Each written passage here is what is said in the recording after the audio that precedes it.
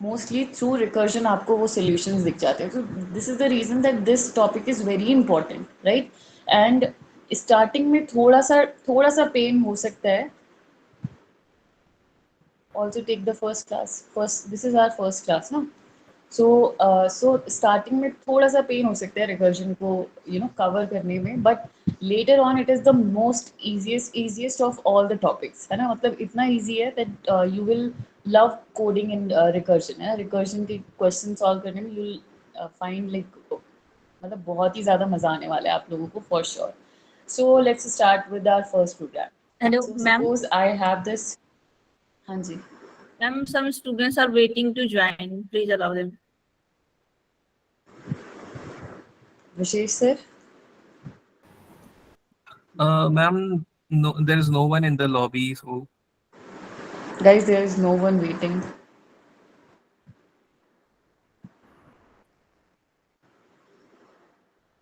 So we'll see, है ना. तो first of all let us start with this program. तो हम लोगों ने सबसे पहले ये क्लास टेस्ट लिया, है ना. We have this class test and main method इसमें हम लोग अपना बना लेते हैं और फिर अपना रिकर्जन का प्रोग्राम स्टार्ट करते हैं. तो static void main and string args, and इसके अंदर हम अपना प्रोग्राम लिखेंगे. And before that I start with a loop, है ना. तो आप लोग जब भी कोई फंक्शन बनाते हो, सपोज जावा के अंदर if I make some function, तो मैं कुछ ऐसा काम करती हूँ कि सबसे पहले तो उस फंक्शन का कुछ नाम होता है ना. ऑब्वियसली उसका कुछ रिटर्न टाइप होता है. तो सपोज मेरे फंक्शन का रिटर्न टाइप है वॉइड, है ना, और इस फंक्शन का नाम है सपोज प्रिंट इट, है ना. The name of this function is print it, ठीक है. और प्रिंटेड फंक्शन क्या करता है, सिंपली कुछ ऐसे ही रैंडम सा काम करता है, जैसे कि इंट a इक्वल्स टू 90 है, इंट b इक्वल्स टू 80 है, और इस स्क्रीन को थोड़ा सा मैक्सिमाइज कर देते हैं, है ना. इंट b इक्वल्स टू 80 है और हम लोग साथ में क्या करते हैं, प्रिंट करा देते हैं a प्लस b को, ठीक है. a प्लस b को प्रिंट करा देते हैं, दैट इज 90 प्लस 80 170 प्रिंट हो जाएगा. This is the work of printed function, ठीक है. इसी तरीके से I have one more function जिसका नाम है रीड इट, ठीक है. रीड इट भी ऐसे ही कुछ रैंडम सा काम करता है. क्या काम करता है, सपोज एक स्ट्रिंग वैल्यू लेता है, स्ट्रिंग वैल्यू में a डालता है. नॉट गेटिंग माई वॉइस, किसी को नहीं आ रही है. You are audible. Yes, ma'am. Yes, ma'am. You are audible. But this is non You are audible. parameterized Maybe, function. नहीं आ रहा है. एक बार आप लोग अपना नेटवर्क चेक कर लो जिनको प्रॉब्लम हो रही है. अगर सबको प्रॉब्लम होगी तो आई चेक माई, है ना. सो यहाँ पर मेरे पास एक string Ma'am, you a are है. audible. Alright. So string a है जिसके अंदर मैंने डाल रखा है सपोज कलर रेड, ठीक है. मतलब ऐसे ही कुछ रैंडम काम कर रहे हैं. एक स्ट्रिंग b है जिसके अंदर हम लोगों ने डाला हुआ है ब्लू, राइट. और उसके बाद हम इनको भी प्रिंट करा देते हैं. तो सिस आउट एंड a और b को प्रिंट करा दो. तो वेरिएबल नेम चेंज करके let us give it a name b, और इसको भी हम लोग क्या करा देते हैं, a प्लस b को प्रिंट करा देते हैं with some gap of course. तो ये इस तरीके से हम लोगों ने दो फंक्शंस बना लिए. Now what we do is कि मेन फंक्शन के अंदर से, मतलब एक फंक्शन के अंदर से, है ना, मेन इज अ फंक्शन, तो एक फंक्शन के अंदर से मैं दूसरे फंक्शन को कॉल कर रही हूँ, दैट इज प्रिंटेड, है ना. और इसी तरीके से प्रिंटेड फंक्शन के अंदर से I am calling this another function that is read it, है ना. तो रीड इट को शुरुआत में ही कॉल कर लेते हैं. सो रीड इट फंक्शन को कॉल कर दिया. एंड ऑब्वियसली ये दोनों फंक्शंस आपके जो है वो स्टैटिक टाइप के होने चाहिए, बिकॉज स्टैटिक रेफरेंस से आप लोगों ने कॉल कर रहे हो, तो स्टैटिक टाइप के बना लिए. एंड मेन फंक्शन भी कुछ काम करता है. क्या काम करता है, पहले तो एक लाइन प्रिंट कराता है, that is hello this is line 1, this is line 1. And second line print कराता है प्रिंटेड फंक्शन के बाद, that is sis out hello this is line 2, ठीक है. Hello this is line 2. अब अगर हम इस फंक्शन को रन करा के दिखाएं तो कुछ ऐसा आउटपुट आता है जिसके ऊपर हमें बिल्कुल भी फोकस नहीं करना है अभी. अभी हमें फोकस करना है कि what is happening inside the call stack, है ना. कॉल स्टैक के अंदर क्या हो रहा है हम उसके ऊपर काम करेंगे. सो सबसे पहले इसे रन कराते हैं. तो जावा सी टेस्ट डॉट जावा, ये हमने किया अपने प्रोग्राम को compile and let us run it. So Java test run किया तो ऐसा कुछ हमारा आउटपुट आ गया. All right. Now let us see that how call stack is behaving when this all things are happening. तो उस टाइम call stack कैसे behave करता है, let us see that as well. So सबसे पहले क्या होता है कि आप लोगों को पता है कि जो JVM होता है वो एसोसिएट करता है अपने JVM जो होता है वो क्या करता है कि अपने इस प्रोग्राम के साथ एसोसिएट करता है एक मेन थ्रेड को. मतलब जितनी भी इंस्ट्रक्शंस एग्जीक्यूट हो रहे हैं इस कॉल स्टैक के अंदर उन्हें कौन एग्जीक्यूट कर रहा है, मेन थ्रेड है ना. This main thread is running all the instruction inside this call stack. तो सबसे पहले मेन थ्रेड क्या करता है, वो बोलता है कि सबसे पहले जो मेन फंक्शन का स्टैक फ्रेम है ना. तो इन वर्ड्स को आप लोग ध्यान रखना कि सबसे पहले किसका स्टैक फ्रेम लोड होता है यहाँ पर, मेन फंक्शन का स्टैक फ्रेम लोड होता है ना. मेन फंक्शन का क्या लोड होता है, स्टैक फ्रेम. ठीक है, स्टैक फ्रेम के अंदर क्या क्या चीजें होती हैं, एक तो स्टैक फ्रेम के अंदर जाते हैं इंस्ट्रक्शंस जो उस पर्टिकुलर फंक्शन से रिलेटेड होते हैं. ठीक है, जैसे यहाँ पे मेन फंक्शन के 3 इंस्ट्रक्शंस जाएंगे इसके अंदर. ठीक है, तो इंस्ट्रक्शन 1, 2 एंड 3 और साथ में जो भी इसके लोकल वेरिएबल्स होते हैं उनको मेमोरी एलोकेट होती है. दैट इज फर्स्ट वेरिएबल कौन सा हो गया, ARGS है ना. तो ARGS को मेमोरी एलोकेट हो रही है. तो इस स्टैक फ्रेम के अंदर ये 2 मेजर काम होते हैं. एक तो इंस्ट्रक्शन सेट जो होता है हमारा वो पूरा लोड होके जाता है जो एक एक करके अब चलेगा है ना. और दूसरा मेमोरी एलोकेट होती है आपके लोकल वेरिएबल्स को. राइट, तो हमारे यहाँ पर कौन सा लोकल वेरिएबल है, सिर्फ एक ही लोकल वेरिएबल है मेन फंक्शन के अंदर, that is string args. Right, अब क्या होता है एक एक करके जो भी फंक्शन सबसे टॉप पर होता है, जिसका भी स्टैक फ्रेम सबसे टॉप पर होता है, उस पर्टिकुलर फंक्शन के जो स्टेटमेंट्स होते हैं वो एग्जीक्यूट होना शुरू होते हैं. तो इसकी लाइन नंबर 1 दैट इज इसका इंस्ट्रक्शन नंबर 1 एग्जीक्यूट हुआ which was system.out.println hello this is line 1. तो ये जाके कंसोल पे सपोज प्रिंट हो गया, that is hello this is line 1 है ना. ये जाके हमारे कंसोल पर प्रिंट हो गया. आफ्टर दिस लाइन नंबर 2 जो है दैट इज प्रिंटेड फंक्शन को एक कॉल लग गया है ना. लाइन नंबर 2 यहाँ पर एग्जीक्यूशन के लिए चला. अब जब भी किसी फंक्शन को कॉल लगता है ना तो हम उस लाइन पर वेट करते हैं जब तक कि वो फंक्शन पूरी तरीके से एग्जीक्यूट होके वापस हमें कंट्रोल ना दे दे है ना. आई एम रिपीटिंग कि जब भी किसी फंक्शन को कॉल लगता है तो उसका एक स्टैक फ्रेम हमारे स्टैक कॉल स्टैक के अंदर लोड होता है, उसका एक स्टैक फ्रेम हमारे कॉल स्टैक के अंदर लोड होता है और हम इस लाइन पे तब तक वेट करते हैं जब तक ये वाला पर्टिकुलर फंक्शन हमें कंट्रोल रिटर्न ना करके दे दे. तो अब हम क्या कर रहे हैं, प्रिंटेड फंक्शन को यहाँ पे हमने कॉल लगा दिया है तो ऑब्वियसली प्रिंटेड फंक्शन का स्टैक फ्रेम यहाँ पर लोड हो गया है. तो प्रिंटेड फंक्शन के स्टैक फ्रेम में क्या होगा, ऑब्वियसली उसके जितने भी इंस्ट्रक्शंस हैं तो उसके कौन कौन से इंस्ट्रक्शन है, 4 इंस्ट्रक्शंस है ना. उसके 4 इंस्ट्रक्शंस है तो वो एक एक करके चलेंगे. हाँ जी, अपन किसी बोलो. फंक्शन में से दूसरे फंक्शन को कॉल कर सकते हैं? हाँ बिल्कुल कर सकते हैं है ना. लेकिन जैसे ही फंक्शन को कॉल करते हैं उसी टाइम उस पर्टिकुलर फंक्शन का जो पर्टिकुलर जो फंक्शन की लाइन एग्जीक्यूट हो रही होती है वहाँ पे हम रुक जाते हैं.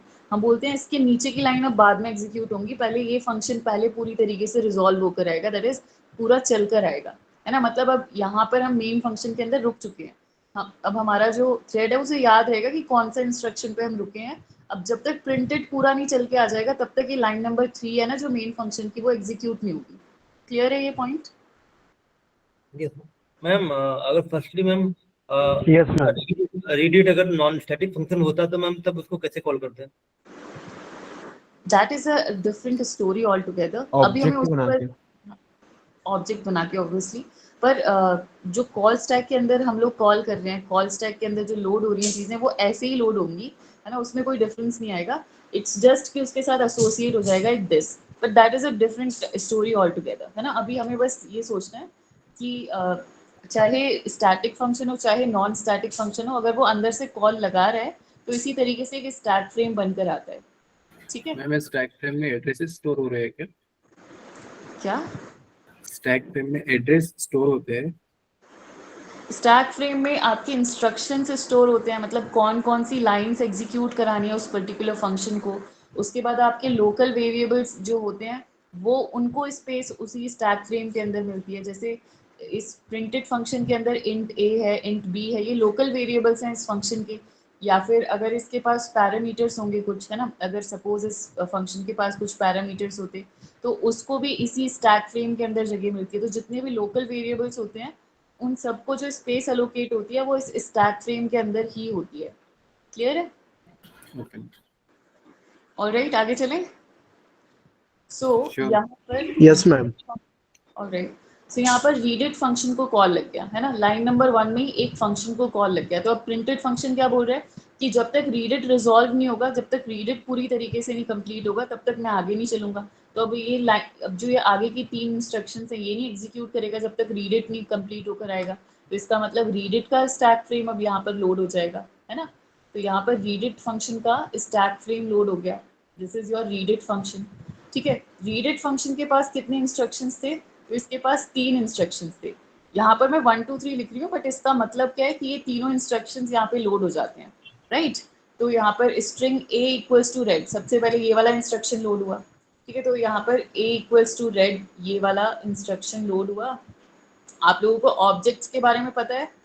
Yes ma'am. आप Yes, लोग ma'am. Yes, ma'am. Java, you people are good in Java ना, code Yeah, Java. Yeah. So actually में क्या होगा कि यहाँ पर आपकी जो हीप मेमोरी है ना, हीप के अंदर एक स्ट्रिंग बनेगी जिसके अंदर रेड जाएगा, और इसका रेफरेंस किसको मिल जाएगा, एक लोकल वेरिएबल को जिसका नाम है a। तो ये लाइन नंबर 1 कर रहा है।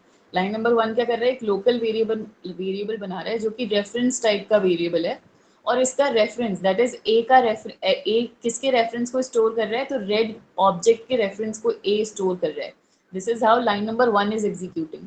उसके बाद लाइन नंबर बी क्या कर रही है, वो भी एक लोकल वेरिएबल बना रही है, किस टाइप का, रेफरेंस टाइप का। रेफरेंस Print type का। रेफरेंस टाइप का मतलब है कि ये किसी ऑब्जेक्ट का एड्रेस टाइप कुछ स्टोर कर सकता है। तो यहाँ पर ब्लू नाम का एक ऑब्जेक्ट बना, मतलब एक ऑब्जेक्ट बना जिसके अंदर ब्लू स्टोर हुआ, और उसका रेफरेंस हमने किसको पास कर दिया, बी B को, को। है ना। बी एक लोकल वेरिएबल है, बट ये these red and blue are 2 objects. और उसके बाद हमने लाइन नंबर 3 एग्जीक्यूट कराई जिसके अंदर हमने ए को और बी को प्रिंट करा दिया। दैट इज यहाँ पर नेक्स्ट लाइन जो प्रिंट होगी वो होगी रेड, और फिर थोड़ा सा गैप, क्योंकि यहाँ पर हमने गैप दिया हुआ है, और उसके बाद बी दैट इज ब्लू। तो इस तरीके से ये सेकेंड लाइन यहाँ पर एग्जीक्यूट हो गई। अब इस मोमेंट पे आकर क्या हुआ कि इस रीडिट फंक्शन की लाइन नंबर 1 2 एंड 3 ये तीनों लाइंस एग्जीक्यूट हो चुकी हैं। अब क्योंकि इस फंक्शन की तीनों लाइंस एग्जीक्यूट हो चुकी हैं, तो ये क्या कर देगा, ये अपना कंट्रोल और अपना stack frame out of the stack निकाल देगा। मतलब इसका जो स्टैक फ्रेम है वो पॉप आउट हो जाएगा। क्यों? क्योंकि वो कम्प्लीटली एग्जीक्यूट कर चुका है अपने सारे इंस्ट्रक्शंस को। ये चीज़ समझ में आ रही है कि इसका स्टैक फ्रेम क्यों गया बाहर, क्योंकि इसने अपने तीनों इंस्ट्रक्शंस को एग्जीक्यूट कर चुका था वो, है ना। तो जब इंस्ट्रक्शंस एग्जीक्यूट हो जाते हैं सारे, तो वो अपने अपने आप को आउट ऑफ द स्टैक निकाल देता है। अब कंट्रोल वापस किसके पास आया, प्रिंटेड फंक्शन के रीडिट फंक्शन के पास, ठीक है। अब ये वाली जो लाइन है ना इस प्रिंटेड फंक्शन की, दैट इज रीडिट को जो कॉल लगी थी, ये कंप्लीट हो चुकी है नाउ। अब जाके ये वाली लाइन कंप्लीट हुई है, ठीक है। अब इसके बाद इसका इंस्ट्रक्शन नंबर 2 चलेगा।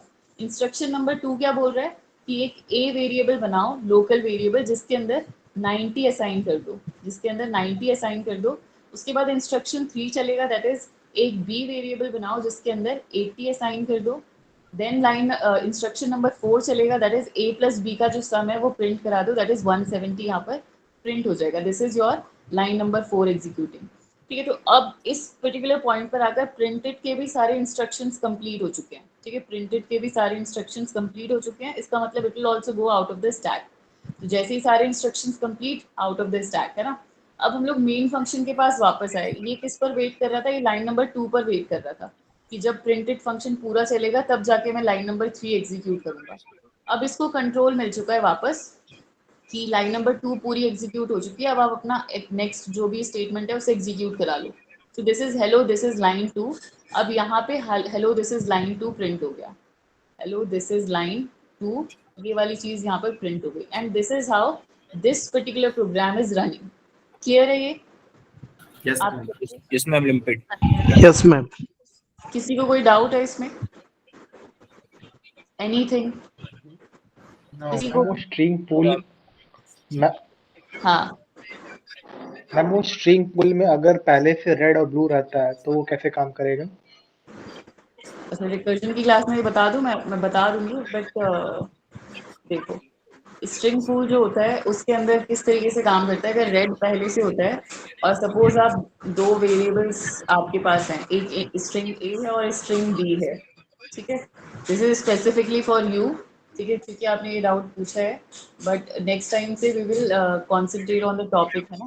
सो स्ट्रिंग ए भी रेड को होल्ड करके रखा हुआ है और स्ट्रिंग बी ने भी रेड को होल्ड करके रखा हुआ है। तो अब यहाँ पर ना एक स्ट्रिंग पूल का कॉन्सेप्ट आता है। स्ट्रिंग पूल क्या बोलता है कि अगर मेरे पास सेम वेरिएबल है ऑलरेडी, मतलब ए को भी रेड चाहिए और बी को भी रेड चाहिए, तो अगर रेड ऑब्जेक्ट पहले से बना हुआ है तो मैं दोनों को सेम ऑब्जेक्ट का रेफरेंस पास कर दूंगा, है ना। मैम ये तो तभी अपन रिट्राइव करेंगे तो एड्रेस सेम दिखाएगा ना उसका?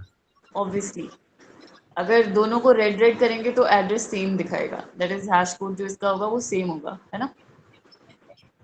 लेकिन अगर आप डिफरेंट ऑब्जेक्ट्स स्टोर करा रहे हो दोनों के अंदर, that is red and blue, तो अलग अलग ऑब्जेक्ट्स बनेंगे और दोनों के पास अलग अलग रेफरेंसेस स्टोर होंगे, ठीक है। तो ये एकदम अलग टॉपिक है, तो जावा का टॉपिक हो गया। अभी फिलहाल let us concentrate on recursion, है ना। सो ये वाला पॉइंट क्लियर है guys, how this function Yes, is ma'am. Running, this whole thing is clear. Now what happens, है ना, now what yes ma'am, happens, एक बार आउटपुट दिखा दो ना बस, क्या बता दूं, एक बार आउटपुट दिखा दो ना बस। एक और बार बता दूं, ऑलराइट। सो देखो यहाँ पर किस तरीके से चल रहा है कि हर एक फंक्शन के लिए एक स्टैक फ्रेम बनता है। सबसे पहले हम तीन चीज़ नोट कर लेते हैं कि हर एक नए फंक्शन के लिए एक स्टैक फ्रेम बनता है, ठीक है। This is point number 1। इस स्टैक फ्रेम के अंदर क्या होते हैं, इस स्टैक फ्रेम के अंदर होते हैं इंस्ट्रक्शंस, ठीक है। इंस्ट्रक्शंस कहाँ से मिलते हैं, जो आपने इस फंक्शन के अंदर लिखे हुए हैं इन्हीं को इंस्ट्रक्शंस कहते हैं, है ना। So these instructions are loaded into the stack frame, plus जो भी लोकल वेरिएबल्स हैं उनको भी कहाँ पर स्पेस अलोकेट होती है, लोकल वेरिएबल्स को भी सारी जगह मिलती है आपके स्टैक फ्रेम्स के अंदर, जो single single stack frames call stack के अंदर लोड हो रहे हैं। सेकंड थिंग इज कि जो फंक्शन सबसे टॉप पर होता है, the stack frame that is at the top, है ना, टॉप का जो स्टैक फ्रेम होता है हमेशा उसी की लाइंस एग्जीक्यूट होती हैं, ठीक है। एग्जीक्यूशन हमेशा हमेशा उसी स्टैक फ्रेम का होता है, ठीक है। This is your second point. And third point is कि जब आपके सारे इंस्ट्रक्शंस कंप्लीट हो जाते हैं तो हम उस पर्टिकुलर स्टैक फ्रेम को पॉप आउट कर देते हैं। सो स्टैक फ्रेम को हम पॉप आउट कब करते हैं, जब हमारे सारे इंस्ट्रक्शंस जो होते हैं वो कंप्लीट हो जाते हैं। क्लियर है ये पॉइंट, इंस्ट्रक्शन कंप्लीट, ये चारों इंस्ट्रक्शन यस मैम, तो हम इसे पॉप आउट कर देंगे। अब इसे प्रैक्टिस में कैसे देखते हैं, प्रैक्टिस में इसको कुछ ऐसा देखते हैं कि ये है हमारा कॉल स्टैक। सबसे पहले आया मेन फंक्शन, मेन फंक्शन का एक स्टैक फ्रेम बना, stack frame is just a piece of object kind of a thing, है ना। इसके अंदर क्या होगा कि तीन चीज़ें होंगी, सॉरी तीन इंस्ट्रक्शंस होंगे। तो इंस्ट्रक्शन नंबर 1 एग्जीक्यूट हुआ, दैट इज लाइन नंबर 1 ऐसा कुछ प्रिंट हुआ।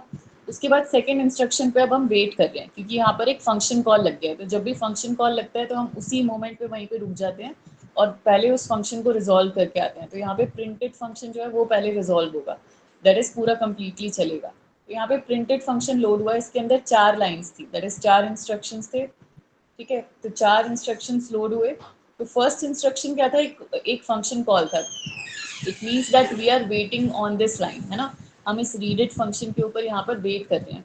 नाउ व्हाट विल हैपन कि अब रीडेड फंक्शन पूरा चलेगा। फंक्शन कॉल का मतलब क्या है कि हमेशा एक आपको एक स्टैक फ्रेम जो है वो पुश करना पड़ेगा स्टैक के अंदर, अगर कोई भी फंक्शन कॉल लगा है तो रीडेड का फंक्शन कॉल लग गया है यहाँ से, तो रीडेड फंक्शन को हम लोग यहाँ पर उसका स्टैक फ्रेम पुश कर देंगे। यहाँ पे कितनी लाइन्स हैं, कितने इंस्ट्रक्शंस हैं, 3 इंस्ट्रक्शंस हैं। एक है कि आपको ए वेरिएबल बनाना है जिसके अंदर आपने रेड ऑब्जेक्ट को स्टोर करा दिया, ठीक है, ये इंस्ट्रक्शन नंबर 1 है। Then instruction number B is there जिसके अंदर आपने ब्लू को स्टोर करा दिया है। And then instruction number C is there जिसके अंदर आपने ए प्लस बी को प्रिंट करा दिया, दैट इज रेड और उसके बाद थोड़ी सी स्पेस और ब्लू, ऐसा कुछ आपने प्रिंट करा दिया है, ठीक है। Now this function is complete, ये वाला जो स्टैक फ्रेम है इसका काम कंप्लीट हो गया है। तो जितने भी लोकल वेरिएबल्स हैं उनको भी ये डी एलोकेट करेगा, दैट इज उनकी मेमोरी भी ले लेगा वापस, और इस स्टैक फ्रेम को भी आउट ऑफ द स्टैक निकाल कर डाल देगा, राइट। अब कंट्रोल कहाँ जाएगा, वापस कंट्रोल जाएगा इस लाइन पे, क्योंकि हम यहीं पर वेट कर रहे थे, राइट। सो अब हम वापस आए यहाँ पर, अगर कुछ रिटर्न होता तो यहाँ पे रिटर्न वाला डेटा भी आ जाता, लेकिन कुछ रिटर्न किया नहीं है तो जस्ट कंट्रोल वापस आ गया हमारा इस लाइन पे। नाउ व्हाट विल हैपन कि लाइन नंबर 2 चलेगी। लाइन नंबर 2 क्या है कि ए वेरिएबल बनाओ जिसके अंदर 90 असाइन कर दो। उसके बाद लाइन नंबर 3 इज कि बी वेरिएबल बनाओ उसके अंदर 80 असाइन कर दो। और लाइन नंबर 4 इज कि कुछ system dot out dot print L कराना है A plus B, that is 170 print करा दो। तो 170 प्रिंट करा दिया। नाउ प्रिंटेड फंक्शन भी कंप्लीट हो चुका है तो इसे भी हम लोग आउट ऑफ द स्टैक निकाल देते हैं। So it will also go out of the stack. Okay, now what will happen? The control will be given back to this line, है ना, line number 2। तो line number 2 पर क्या है कि printed function was waiting कि कब ये complete होगा ये वाला particular जो हमारी लाइन है कब कंप्लीट होगी। तो now this function call is complete. अब हम लोग लाइन नंबर 3 पर चलते हैं। लाइन नंबर 3 पर क्या प्रिंट कराना है, लाइन 2 है ना, लाइन 2 ऐसा कुछ हमने यहाँ पे प्रिंट करा दिया, that is hello this is line 2। और अब इस मेन फंक्शन की भी सारी चीज़ें कंप्लीट हो चुकी हैं, तो इस मोमेंट पे it will also go out of the stack and this is the time when call stack is empty और आप कहोगे कि आपका प्रोग्राम जो है वो सक्सेसफुली टर्मिनेट हो गया है। जब आपका कॉल स्टैक एम्प्टी होता है तो आपका प्रोग्राम टर्मिनेट हो जाता है। क्लियर है ये? Yes, ma'am. Ma'am right. So now the thing is कि जिस तरीके से ये फंक्शंस एक दूसरे को कॉल लगा रहे हैं, उसी तरीके से हो सकता है कि कोई फंक्शन अपने आप को ही कॉल लगा ले। इसका मतलब क्या हुआ, इसका मतलब हुआ कि अभी तो प्रिंटेड फंक्शन जो है वो रीडेड को कॉल लगा रहा है, पर ज़रूरी थोड़ी है कि हर बार रीडेड को ही कॉल लगाए, वो चाहे तो प्रिंटेड को भी कॉल लगा सकता है। तो ऐसा ही कुछ अगर आप कर दो तो इसे कहते हैं recursion. Recursion means what, that a function when calls itself that is basically called as recursion, है ना। जब एक फंक्शन अपने आप को ही बार बार कॉल करता रहे, बार बार कॉल करता रहे, बार बार, है ना, तो उसको हम कहते हैं रिकर्जन। देखो अब क्या होगा एक्चुअली में, अगर आप ध्यान से देखो तो इसी एग्जाम्पल में देखते हैं तो कुछ ऐसा होगा कि एक स्टैक फ्रेम लोड होगा सबसे पहले मेन फंक्शन का। मेन फंक्शन के स्टैक फ्रेम में 3 स्टेटमेंट्स लोड हुए, 1 2 3, है ना। फर्स्ट स्टेटमेंट चला, लाइन नंबर 1 प्रिंट हो गया। उसके बाद प्रिंटेड पर हम वेट करें कि भाई प्रिंटेड जब रिजॉल्व हो जाएगा तब हम वापस आएंगे। यहाँ पे प्रिंटेड फंक्शन चला। प्रिंटेड फंक्शन क्या करता है, प्रिंटेड नाम का एक फंक्शन लोड कराता है जिसके अंदर उसकी फर्स्ट इंस्ट्रक्शन ही क्या है कि प्रिंटेड को कॉल लगा दो। तो किसी भी फंक्शन कॉल का मतलब क्या होता है कि उसका स्टैक फ्रेम लोड होगा। तो इसके 4 इंस्ट्रक्शंस यहाँ पे लोड हुए थे और फर्स्ट इंस्ट्रक्शन जैसे ही चलाया तो प्रिंटेड को कॉल लग गया। कॉल लग गया इन द सेंस व्हाट, कि प्रिंटेड फंक्शन का स्टैक फ्रेम फिर से आ जाएगा मेमोरी में। तो ये प्रिंटेड का स्टैक फ्रेम फिर से आ गया, इसके अंदर फिर से 4 स्टेटमेंट्स हैं, है ना, 4 स्टेटमेंट्स हैं और फर्स्ट इंस्ट्रक्शन फिर से क्या है, एक कॉल है। किस फंक्शन को कॉल है, प्रिंटेड फंक्शन को कॉल है। तो प्रिंटेड फंक्शन फिर से लोड हो गया, फिर से इसके अंदर 4 इंस्ट्रक्शंस हैं, है ना। तो 4 इंस्ट्रक्शंस है तो 4 इंस्ट्रक्शंस लोड हो गए।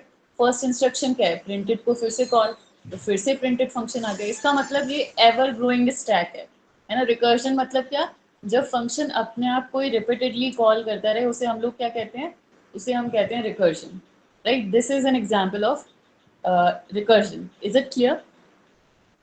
Yes, ma'am. Yes, ma'am. Yes ma'am लेकिन अब Ma'am, I have a doubt. हाँ पूछो।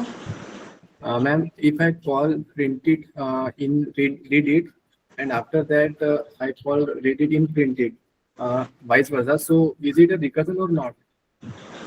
क्या, फिर repeat your question again. Okay, okay, ma'am.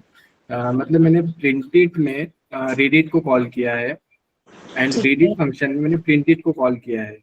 सो बार बार एक दूसरे को कॉल करते रहेंगे तो ये रिकर्जन होगा कि नहीं होगा? प्रिंटेड फंक्शन में रीडिट को ऑल राइट तो कुछ लूप जैसा ऐसा कुछ बन रहा है, दैट इज रीडिट जो है। क्वेश्चन क्या है कि रीडिट जो है वो प्रिंटेड फंक्शन को कॉल कर रहा है एंड प्रिंटेड फंक्शन जो है वो रीडिट फंक्शन को कॉल करता है, राइट, ऐसा कुछ। तो ये देखो रिकर्जन का मतलब है that is it is repeating itself. So this is also an example of repetition. So ये एकदम टिपिकल रिकर्जन तो नहीं है, because recursion means when a function calls itself, but ये एक लूप टाइप की कंडीशन जरूर बन जाएगी, है ना, जिसको टर्मिनेट करना इस केस में भी बहुत ज़रूरी है। सो रिकर्जन बेसिकली उसे कहते हैं जब आपका जो सेम फंक्शन है अपने आप को ही कॉल करे, तो वो टिपिकल केस है ऑफ रिकर्जन। क्लियर है?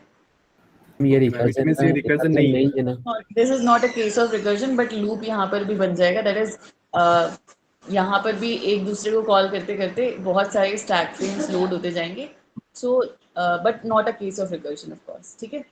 मैम हाँ जी।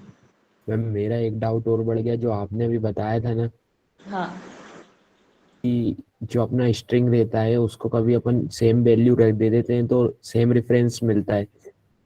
हाँ तो जैसे अपन बाय न्यू कीवर्ड, जावा में 2 टाइप से स्ट्रिंग बना सकते हैं, बाय न्यू कीवर्ड और बाय लिटरल। हाँ। तो बाय न्यू कीवर्ड बनाते हैं तो सेम रेफरेंस तो नहीं नहीं मिलता है।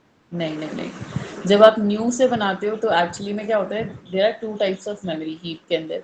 एक तो नॉर्मल हीप मेमोरी और एक आपका होता है स्ट्रिंग पूल।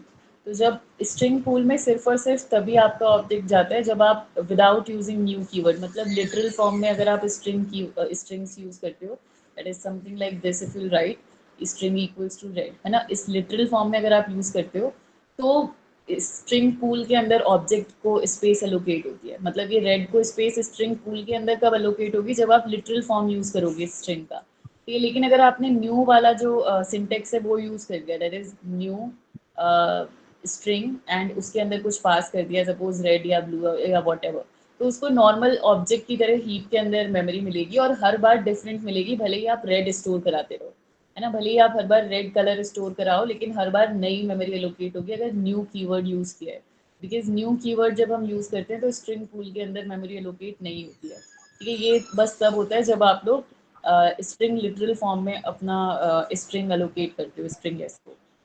क्लियर है? क्लियर है मैम अब। और सो वापस आते हैं रिकर्जन पे। So we were talking about कि रिकर्जन क्या है, जब सेम फंक्शन अपने आप को कॉल करते हैं तो उसे हम रिकर्जन कहते हैं। तो अब इस केस में प्रॉब्लम क्या हो रही है कि प्रिंटेड अपने आप को बार बार कॉल करता जा रहा है, पर ये तो नेवर एंडिंग कॉल हो गई। मतलब अगर आप ध्यान से देखो तो प्रिंटेड तो हर बार ही अपना जो फर्स्ट स्टेटमेंट है वो अपने आप को कॉल लगाएगा, तो ये स्टैक तो हमेशा ग्रो करता रहेगा, isn't it guys? Yes, ma'am. ये जो Yes, स्टैक ma'am. है ये तो कभी नहीं खत्म होने वाला, क्योंकि हर बार प्रिंटेड को कॉल लग जाएगा। सो इसके लिए हमारे पास एक कंडीशन आती है, that is called as terminating case, है ना। तो जैसे आपके फॉर लूप को एक टर्मिनेटिंग केस की जरूरत होती है, वैसे ही आपके रिकर्सिव फंक्शन को भी एक टर्मिनेटिंग केस की जरूरत होती है, एक एंड पॉइंट की जरूरत होती है, जहां से आप उसे ये बता सको कि इस स्टैक फ्रेम की जो इस कॉल स्टैक की जो ग्रोथ है उसे लिमिट करना है, मतलब उसे रोको, है ना। तो वो रोकेंगे कैसे? इस टर्मिनेटिंग केस के हेल्प से, है ना। तो we always need a terminating case जब भी आप लोग एक रिकर्सिव फंक्शन बना रहे हो, in order to stop the growth of your call stack, है ना। इस कॉल स्टैक की ग्रोथ को रोकने के लिए हमें ये टर्मिनेटिंग केस की जरूरत पड़ती है। तो all of you are clear with this, है ना, कि टर्मिनेटिंग केस क्यों चाहिए, राइट? कैसे लगाना है is a different thing, but terminating case तो चाहिए, राइट? जैसे कि मैं आपको इसका एक एग्जाम्पल देती हूँ कि अगर हम लोग फॉर लूप लेते हैं इसी तरीके से, suppose we will use one for loop, है ना, एक फॉर लूप लेते हैं, तो for int I equals to 0 और उसके बाद मैंने कोई कंडीशन नहीं दी एंड आई प्लस प्लस, और मैं बोल रही हूँ कि भाई जो आई की वैल्यू है ना उसे प्रिंट कराते जाओ, है ना। तो मैं बोल रही हूँ सिस आउट और आई की वैल्यू को प्रिंट करा दो, ठीक है। सिंपल सा प्रोग्राम है, नथिंग मच, ठीक है। ऊपर का कोई भी फंक्शन को किसी को भी कॉल वगैरह नहीं लगाया है, एक सिंपल फॉर लूप है। Now if I use the terminal और मैं बोलूँ कि इसको रन करते हैं, सो जावा सी टेस्ट डॉट जावा, है ना। सबसे पहले हम लोगों ने इसे कंपाइल किया प्रोग्राम को and now let us run it. और जैसे ही आप लोग रन करोगे आप देखोगे कि ये एक नेवर एंडिंग लूप बन चुका है, मतलब इन्फिनाइट लूप बन चुका है ना। तो देखो आपका जो लूप है वो कभी खत्म नहीं होगा अनलेस की मेमोरी खत्म हो जाए, तो that is a different case. ये मैंने इसे रोक दिया है। तो एक्चुअली में हो क्या रहा है कि जब आप लोग फॉर लूप लगा रहे हो ना यहाँ पे, तो यहाँ पर अगर आप कोई कंडीशन नहीं देते ना तो ये ऑलवेज ट्रू कंडीशन होती है। तो फॉर लूप क्या बोलता है कि अगर कंडीशन ट्रू रहेगी तो मैं चलता रहूंगा। तो मैंने यहाँ पे टर्मिनेटिंग केस नहीं दिया, इसलिए वो हमेशा चलता रहता है। तो फॉर लूप को भी किस चीज़ की जरूरत होती है? टर्मिनेटिंग केस की। जैसे आप इस फॉर्म में लगा देते हो कि आई लेस देन 10 हो तब तक प्रिंट कराना है, इस फॉर्म में आप लोग फॉर लूप के अंदर टर्मिनेटिंग केस लगाते हो। तो उसी तरीके से आपको रिकर्सिव फंक्शन के अंदर भी एक टर्मिनेटिंग केस लगाना है। फॉर एग्जाम्पल यहाँ पर प्रिंटेड फंक्शन को हमने कॉल लगाया सबसे पहले। अब मैं उसे बोल देती हूँ कि टर्मिनेटिंग केस क्योंकि मुझे बिल्ड करना है तो मैं एक वेरिएबल इसे पास कर रही हूँ। अब किसी के तो ऊपर लगाओगे ना टर्मिनेटिंग केस, किसी के ऊपर तो पास करोगे। जैसे यहाँ पे आई के ऊपर आपने टर्मिनेटिंग केस बिल्ड किया था कि आई जब तक लेस देन 10 है तब तक चलो, है ना। ये चीज समझ में आ रही है कि कुछ तो चाहिए जिसके ऊपर हम टर्मिनेटिंग केस बेस करेंगे, राइट? ये चीज Yes, गाइस ma'am. समझ में आ रही है कि जैसे हम लोगों ने फॉर लूप के अंदर आई को अपना बेसिस बनाया था जिसके ऊपर हम टर्मिनेटिंग केस लगा रहे थे, तो वैसे ही हम लोगों को कुछ ना कुछ यहाँ पर भी चाहिए, है ना। हर बार जरूरी नहीं है कि आई या ए या बी या नम कुछ चाहिए होगा, हो सकता है कि कुछ और तरीका भी हो, कुछ और लॉजिक भी हो। अभी के लिए मैं एक सिंपल लॉजिक लगा रही हूँ कि यहाँ पर एक वेरिएबल पास कर रही हूँ दैट इज 0, और यहाँ पर उसको कैच कर लेते हैं दैट इज इंट n, ठीक है। इन 10 को कैच कर लिया और टर्मिनेटिंग केस कैसे बना दिया, यहाँ पर मैंने सिंपली बोल दिया that if n equals to 4 हो जाए तो यहाँ पे रिटर्न कर देना। और रिटर्न क्या काम करता है? रिटर्न बोलता है कि इसको स्टैक के बाहर निकालो। ये जो स्टैक फ्रेम है ना, ये जो इस पर्टिकुलर फंक्शन का स्टैक फ्रेम आया है इसको स्टैक के बाहर निकालो, राइट। अदरवाइज हम बोल रहे हैं कि प्रिंटेड फंक्शन को कॉल कर देना n+1 वैल्यू के साथ, ठीक है। n+1 वैल्यू के साथ, और साथ में n की वैल्यू को प्रिंट भी कराते रहते हैं, ठीक है। सो साथ के साथ प्रिंट कराते हैं किसको, n की वैल्यू को, that what is the current value of n। Now let us see that how this function is working. तो सबसे पहले तो ऊपर हम लोग सिंपल सा काम करा रहे हैं प्रिंटेड फंक्शन में। प्रिंटेड फंक्शन में एक तो हमने टर्मिनेटिंग केस लगाया है क्योंकि हमें अपनी स्टैक की ग्रोथ को रोकना है। दूसरा हमने system dot out dot print L N करा दिया, दैट इज जो भी n की वैल्यू यहाँ पर आ रही है उसे प्रिंट करा दो। और थर्ड हमने प्रिंटेड फंक्शन को रिकर्सिवली कॉल कर दिया है। रिकर्सिवली कॉल का मतलब क्या है कि सेम फंक्शन अपने आप को कॉल कर रहा है, राइट। अब आपका स्टैक फ्रेम देखो कैसे ग्रो करता है जब हम इस तरीके की कोई कॉल लगाते हैं। तो आपका स्टैक फ्रेम कुछ इस तरीके से काम करता है कि सबसे पहले तो ऑब्वियसली मेन फंक्शन का स्टैक फ्रेम लोड होता है, उसके अंदर सिर्फ एक ही इंस्ट्रक्शन है, दैट इज प्रिंटेड को कॉल करना है, ठीक है। सो प्रिंटेड को कॉल करना है विद दिस नंबर 0। यहाँ पे स्टैक फ्रेम लोड हुआ किसका, प्रिंटेड का। तो प्रिंटेड का एक लोकल वेरिएबल बना जिसका नाम है n, और उसके अंदर क्या लोड हो गया, 0। अब यहाँ पर 3 इंस्ट्रक्शंस हैं। एक तो है कि अगर n इक्वल्स टू 4 है तो रिटर्न कर दो, ये चला, बट ऑब्वियसली ये केस ट्रू नहीं हुआ। सेकेंड इंस्ट्रक्शन है कि system dot out dot print L N कर दो n को, तो n की वैल्यू क्या है, 0, तो 0 को हमने प्रिंट करा दिया, ठीक है। थर्ड इंस्ट्रक्शन है कि प्रिंट इट फंक्शन को कॉल कर दो। तो थर्ड इंस्ट्रक्शन पे अब हम वेट कर रहे हैं, दैट इज प्रिंटेड n+1 को हमने कॉल कर दिया। यहाँ पर n की वैल्यू में n+1 आके लोड हो गया, तो n+1 मीन्स 1। यहाँ पर फिर से 3 इंस्ट्रक्शंस लोड हुई, दैट इज 1, 2 एंड 3। क्या n की वैल्यू 4 है, ऑब्वियसली नहीं है, n की वैल्यू 1 है, ठीक है। System dot out dot print L N n कर दो, तो n को हमने प्रिंट करा दिया, दैट इज 1। और प्रिंटेड फंक्शन को कॉल कर दो, तो again we are waiting here. तो यहाँ पे प्रिंटेड फंक्शन को कॉल कर दिया, 1, 2, 3 इंस्ट्रक्शंस लोड हुए, ठीक है, मतलब हर बार वो सेम इंस्ट्रक्शंस लोड हो रहे हैं। और एक वेरिएबल है जिसके अंदर n+1 चला गया, n+1 मीन्स व्हाट, 2, राइट। फिर से एक यहाँ पर ये तीनों इंस्ट्रक्शंस चलेंगे, तो first of all we are checking कि क्या n की वैल्यू 4 है, ऑफ कोर्स नहीं है, ये वाला इंस्ट्रक्शन सक्सेसफुली चल गया। फिर system dot out dot print L N n को प्रिंट करा दो, दैट इज 2 प्रिंट हो गया। And third is printed function को कॉल कर दो, तो यहाँ पर वी आर वेटिंग अगेन, है ना, we are waiting for the function to respond back. यहाँ पे प्रिंटेड फंक्शन फिर से लोड हो गया विद 3 इंस्ट्रक्शंस, 1, 2 एंड 3, ठीक है। और एक वेरिएबल है जिसके अंदर n+1 की वैल्यू पास हो गई, दैट इज 3। यहाँ से हम n+1 हमेशा पास ऑन करते हैं to the next function call, है ना। तो यहाँ पर सबसे पहला इंस्ट्रक्शन रन हुआ, दैट इज क्या n इक्वल्स टू 4 है, ऑफ कोर्स नहीं है। सेकेंड इज कि प्रिंट करा दो वैल्यू, दैट इज 3 प्रिंट हो गया। एंड थर्ड इज कि प्रिंटेड फंक्शन को n+1 वैल्यू देके कॉल लगा दो। So again we are waiting over here, और तब तक एक मेरा स्टैक फ्रेम यहाँ पर लोड हो गया जिसके अंदर फिर से 3 इंस्ट्रक्शंस लोड हुए और एक n की वैल्यू लोड हुई जिसके अंदर 4 चला गया था। Now we are comparing this with this first instruction कि क्या n की वैल्यू 4 है, and the answer is yes, n is equals to 4। If n is equals to 4 तो हम क्या बोल रहे हैं, रिटर्न।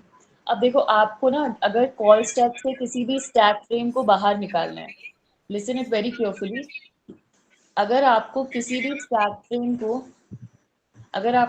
स्टैक फ्रेम को इस कॉल स्टैक से बाहर निकालना है तो उसके 2 तरीके होते हैं, या तो उसके सारे इंस्ट्रक्शंस जो हैं वो कंप्लीट हो चुके हों, या फिर उसे बीच में कहीं पर रिटर्न मिल जाए, ठीक है। There are 2 ways to pop out a stack frame from the stack, है ना। किसी भी स्टैक फ्रेम को स्टैक से बाहर निकालने के 2 तरीके हैं, या तो आपके सारे इंस्ट्रक्शंस एग्जीक्यूट हो चुके हैं, है ना, तो वो इम्प्लिसिटली रिटर्न कर जाता है। अदरवाइज आपने एक्सप्लिसिटली कहीं पे मेंशन कर दिया है रिटर्न। यहाँ पर हमने एक्सप्लिसिटली मेंशन कर दिया कि अगर n की वैल्यू 4 है तो रिटर्न कर दो। अब अगर आपने रिटर्न कर दिया तो प्रिंटेड फंक्शन की कॉल तक तो हम पहुंचेंगे ही नहीं। जब पहुंचेंगे ही नहीं तो यहाँ पर हो गया आपका जो स्टैक है उसकी ग्रोथ हो गई खत्म। अब ये ग्रो नहीं कर पाएगा स्टैक आगे। मैम क्लियर है ये पॉइंट। अब हम कहाँ पे आएंगे वापस, मैम हाँ जी।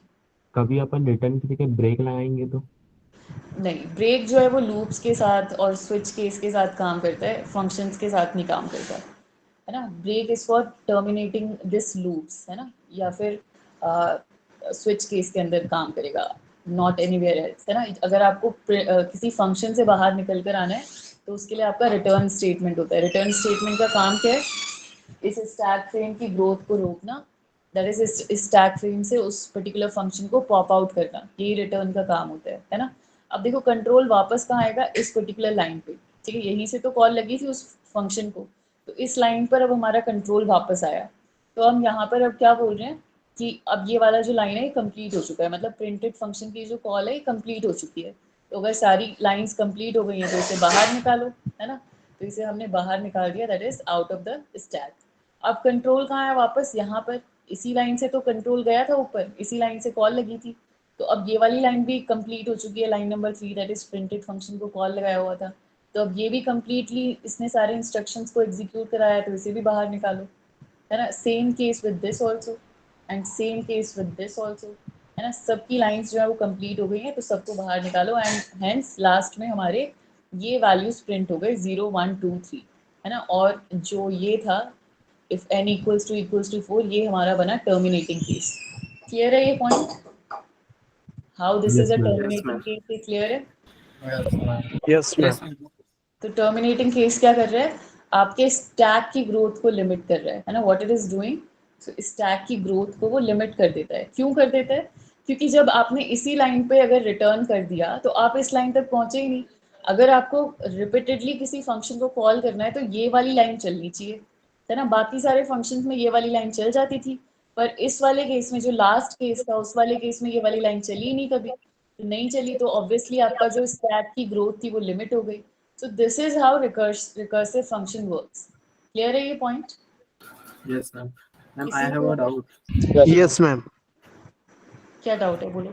Ma'am, can we write return 0 instead of return?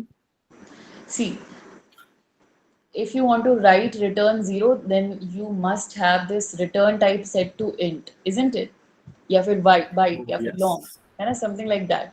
अगर मैंने यहाँ पे return type ही void कर रखा है तो I cannot return anything from here, right? Okay. Yeah. So you can return data only if you have mentioned it over there, है ना। return type के अंदर अगर आपने mention किया है तभी आप return कर सकते हो, otherwise नहीं। clear है, Yes, ma'am. और कोई डाउट है इतने कंटेंट में, अभी तक कोई डाउट है गाइस? No, ma'am. तो माय नेक्स्ट No, ma'am.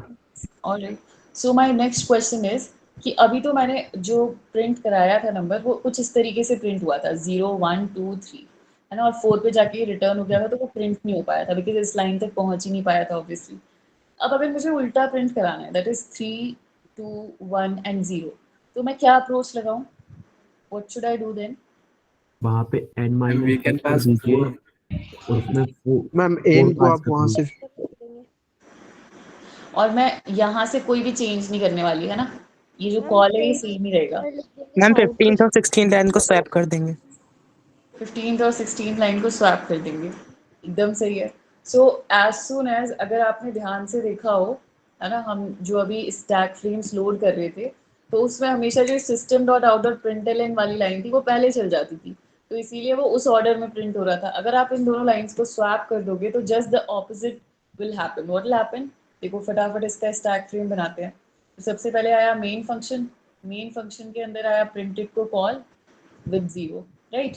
यहाँ पर आया प्रिंटेड का first call, that is an, इसके अंदर क्या पास हो गया 0, और यहाँ पर पहले ही कॉल लग गया प्रिंटेड फंक्शन को, ठीक है। प्रिंटेड फंक्शन को पहले ही कॉल लग गया विद n+1 दैट इज 1। तो अभी इसका जो इंस्ट्रक्शन नंबर 2 है, that is system dot out dot println वाला, वो भी बचा हुआ है, ठीक है, वो भी चला नहीं है, अभी हम इसी पर वेट कर रहे हैं। सो यहाँ पर फिर से कॉल लग गया प्रिंटेड फंक्शन को, इस बार with the value i+1 that n+1 that is, इस बार पास हो गया 1, है ना। 0 + 1 इज 1। तो नेक्स्ट क्या हुआ, नेक्स्ट इसके अंदर 3 इंस्ट्रक्शन लोड हुए और पहले ही कॉल लग गया प्रिंटेड फंक्शन को विद 1+1 दैट इज 2, ठीक है। तो यहाँ पर एक और फंक्शन लोड हुआ जिसके अंदर 2 पास हो गया, है ना। यहाँ पर भी 3 इंस्ट्रक्शंस लोड हुए, तो फर्स्ट इंस्ट्रक्शन तो चल ही नहीं रहा अभी फिलहाल क्योंकि n = 4 है। सेकंड इंस्ट्रक्शन के अंदर प्रिंटेड फंक्शन को कॉल लग गया विद n+1 दैट इज 3, ठीक है। 3 वाला फंक्शन लोड हुआ, यहाँ पर 3 स्टोर हुआ, n के अंदर 3 इंस्ट्रक्शंस लोड हुए, ठीक है। फर्स्ट वाला अभी भी फॉल्स है, सेकंड वाला प्रिंटेड फंक्शन को कॉल लग गया विद 4 और थर्ड स्टेटमेंट अभी चला ही नहीं है, ठीक है। नेक्स्ट फिर से कॉल लगा प्रिंटेड फंक्शन को, this time with n = 4 and यहाँ पर आपका फर्स्ट इंस्ट्रक्शन ही चल गया, दैट इज n = 4 अगर है तो रिटर्न कर दो। रिटर्न का मतलब क्या होता है, पॉप आउट करो। पॉप आउट का मतलब है इन दोनों इंस्ट्रक्शन को तो चलने ही नहीं देना, राइट। तो ये हो गया पॉप आउट। पॉप आउट होने के बाद कंट्रोल कहाँ पर आया, वापस इस लाइन पर आया कि PI4 दैट इज प्रिंटेड 4 जो है वो अब कंप्लीट हो चुका है, अब जाके वो कंप्लीट हुआ है, राइट। अब इसका नेक्स्ट इंस्ट्रक्शन क्या है कि system dot out dot print L कर दो, तो इस बार n की वैल्यू क्या है 3, तो सबसे पहले कौन प्रिंट होगा 3, राइट। मतलब जस्ट हमने ऑर्डर चेंज कर दिया तो ऑपोजिट ऑर्डर में हमारे नंबर्स प्रिंट हो जाएंगे। तो यहाँ पर सबसे पहले कौन प्रिंट हुआ 3। अब सारे इंस्ट्रक्शंस चल चुके हैं तो आउट ऑफ द स्टैक निकालो इसे, है ना। इसके बाद यहाँ पर नेक्स्ट लाइन चलेगी, मतलब ये वाली लाइन अब कंप्लीट हो चुकी है। नेक्स्ट लाइन चलेगी system dot out dot print L 2, तो 2 प्रिंट हो गया, ठीक है। नेक्स्ट फंक्शन कॉल आया, दैट इज इसके अंदर नेक्स्ट लाइन चलेगी, that is system dot out dot print L n की value whatever it is, तो 1 प्रिंट हो गया, है ना। यहाँ पे इसको बाहर निकालते हैं। अब इसके अंदर कौन प्रिंट हो जाएगा नेक्स्ट स्टेटमेंट में, n इक्वल्स टू 0, तो 0 प्रिंट हो गया। इसको बाहर निकालते हैं। अब मेन के अंदर तो कुछ बचा ही नहीं था, तो आउट ऑफ द स्टैक, और पूरा स्टैक खाली, मतलब आपका फंक्शन खत्म, और 3 2 1 0 इस तरीके से आपके नंबर्स प्रिंट हो गए। क्लियर है? Yes, ma'am. सिंपल है, यस मैम। बहुत सिंपल है ना। तो आप लोग मुझे एक काम करके दिखा दो फटाफट से, दैट इज मैं पहले आप लोगों को इसे रन करा के दिखा देती हूँ। That is javac test dot Java, ये हम लोगों ने किया run, and not run, compile किया, and now let us run it. So 3 2 1 0 यही चाहिए था हमें रिवर्स ऑर्डर में। अब इतना सिंपल क्वेश्चन अगर है, रिकर्जन अगर इतना सिंपल है, so let us do one more thing, that is कि आपके पास सपोज एक इंट नम है, ठीक है। Make this program and 5 minute ले लो आप लोग, अगर बनता है तो ठीक है, वरना I will solve this question, ठीक है। एक आपके पास एक इंट नम है, इसके अंदर आपको क्या करना है कि इन नंबर्स के, ये जो 1 2 3 4 नंबर्स हैं, इनका एडिशन मुझे करके दिखाना है, लेकिन आपको एडिशन जो है वो थ्रू रिकर्जन मुझे करके दिखाना है। क्वेश्चन क्लियर है? इन डिजिट्स का सम करना है बट थ्रू रिकर्जन, ठीक है। लूप वगैरह मत लगाना, क्योंकि हम लोग रिकर्जन की प्रैक्टिस कर रहे हैं ऑब्वियसली, तो आप मुझे रिकर्जन के थ्रू इनका सम करके दिखा दो सारे के सारे डिजिट्स का। क्वेश्चन क्लियर है? 5 मिनट है आपके पास, think about it. You can discuss the solution with me. What will be the approach to solve this question?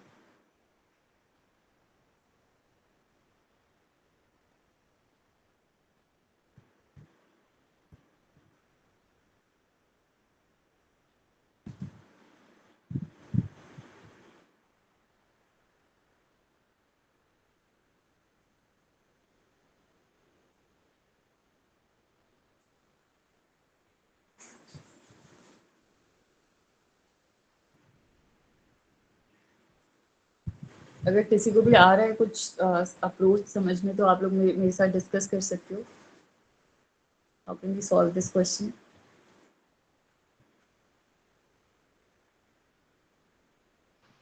Ma'am, may I audible? Why module? बोलो बोलो। Hello ma'am. हाँ बोलो। अब मैं बोल रहा था अगर मैं रिकर्सन में तो n का वैल्यू और एक सम करके दो वेरिएबल पास करूं, और हर बार मैं जो n का वैल्यू है उसको मॉड 10 करके जो मेरा लास्ट वाला वैल्यू है वो सम के साथ ऐड कर दूंगा, और n का वैल्यू मैं बाय 10 करके n का वैल्यू एक करके घटा दूंगा। अच्छा ऐसे करके हाँ ठीक है, करके देखो। फिर मैं रिकर्सन कॉल करूंगा जब तक मेरा n का वैल्यू 0 नहीं हो जाता। सही है, मतलब वो बेस केस होगा मेरा। बिल्कुल सही है, करके देखो। ओके।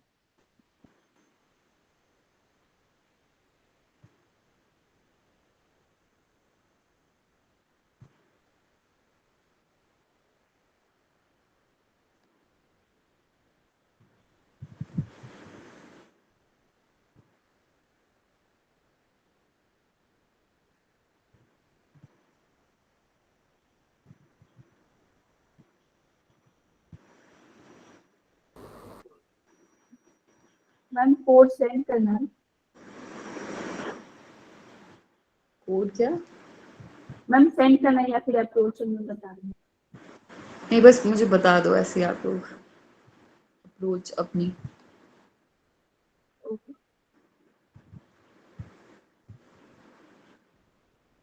एक बार ट्राई मैम कर। फर्स्ट यहाँ पे जो हमारा कंडीशन दे सकते हैं, बेस कंडीशन तो हमें रखना होगा, और लूप और रिकर्जन को टर्मिनेट करने के लिए।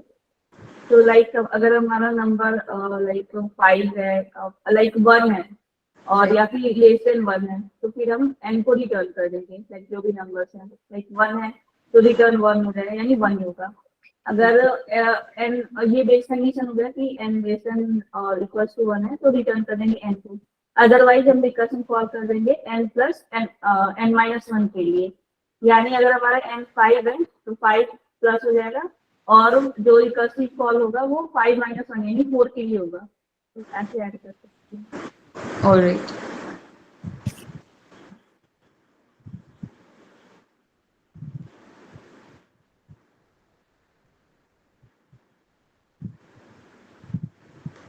ठीक है। एक मुझे कमेंट सेक्शन कहाँ से दिखेगा?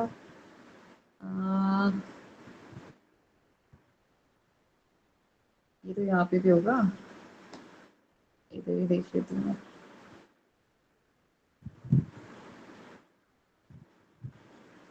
यहाँ पे नहीं दिख रहे मैसेजेस।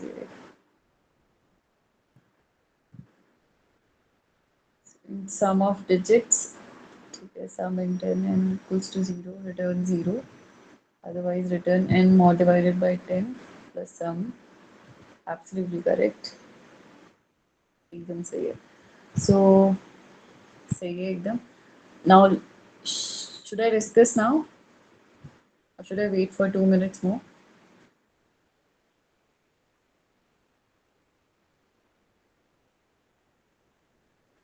दो मिनट्स और रुकूं या स्टार्ट करें इसका एक्सप्लेनेशन?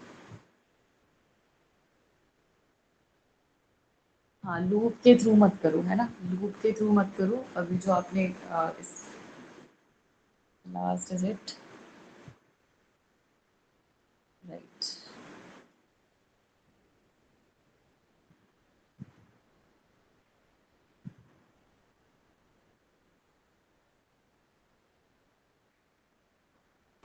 ऑलराइट, एक बार आप लोग सब लोग ट्राई करके देख लो इस क्वेश्चन को, है ना।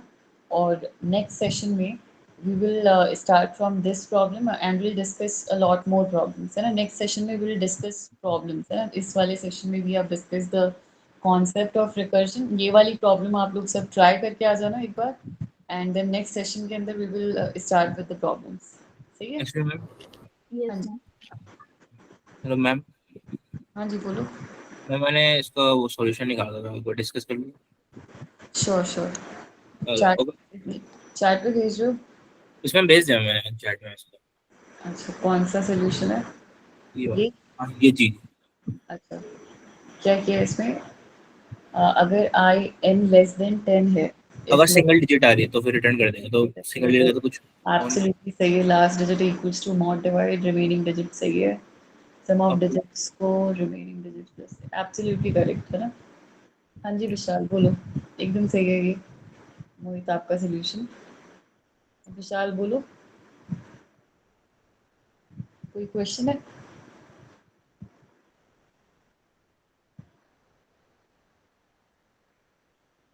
और गाइस, तो आप लोग बाकी लोग भी सब लोग ट्राई कर लेना एक बार इस क्वेश्चन को, है ना, सो दैट सब लोग सेम पेज पर आ जाएंगे नेक्स्ट सेशन तक। आप लोग ट्राई कर लेना रिकर्सिव अप्रोच को, एंड अगर कोई और डाउट भी होता है तो यू कैन आस्क, है ना, in the group, and that's it for today. बाकी will discuss other problems in the next session, ठीक है। चलो bye guys. Thank you ma'am.